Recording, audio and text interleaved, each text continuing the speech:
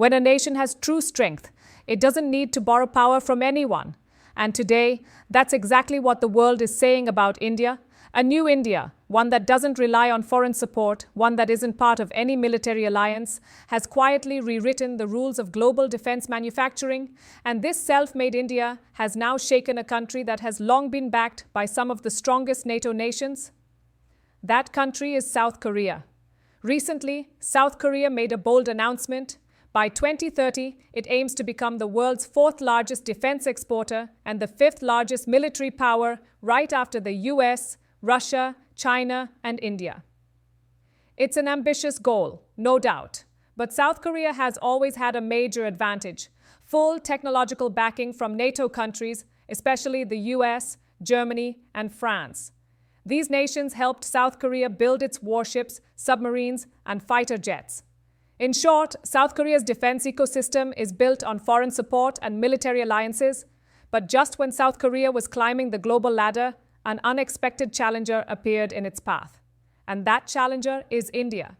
India is no longer a partner, India is now a competitor. These were the words of the president of KAI, Korea Aerospace Industries.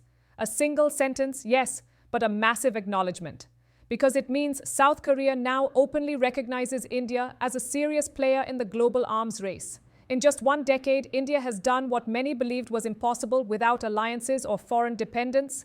India now builds most of its own tanks, artillery, and missile systems.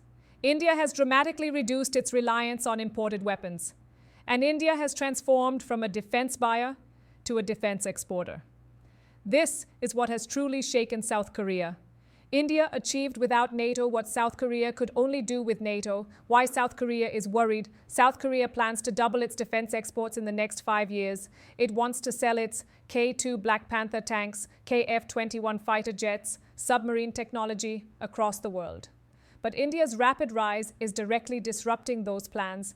India is now building a new generation of submarines with Germany, a field where South Korea was previously the leader in Asia. If India enters this sector strongly, many major defense contracts that Korea expected to win could slip away. No surprise then that South Korean media is openly calling India South Korea's biggest emerging challenge. India chose self-reliance over alliances. India never joined NATO, never joined any military bloc, never built its industry on foreign shoulders. India chose the harder path, the path of Atmanirbhar Bharat, the path of true self-reliance.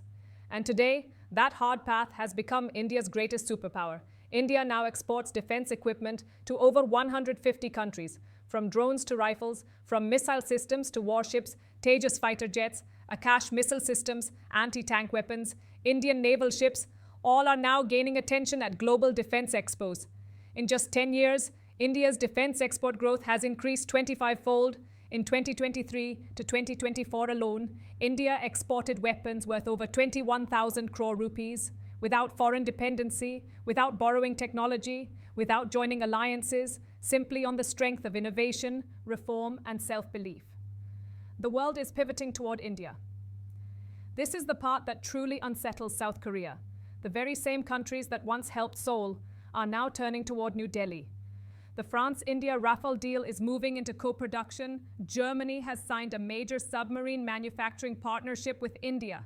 The UK has placed India at the center of its long-term defense collaboration strategy. The strategic map is shifting. And this shift is in India's favor. South Korea's ambition is big, but India's quiet confidence is bigger. South Korea may have big dreams for 2030, but India has something far more powerful. A model of growth rooted in independence, consistency, and long-term stability. India has proven something fundamental. Technology can be borrowed, but self-reliance cannot be borrowed. It must be built. And India built it. Today, India has shaken a nation that has been backed and protected by NATO for decades. This isn't just competition. This is the rise of a self-made India, a rise so strong that it is echoing across every continent.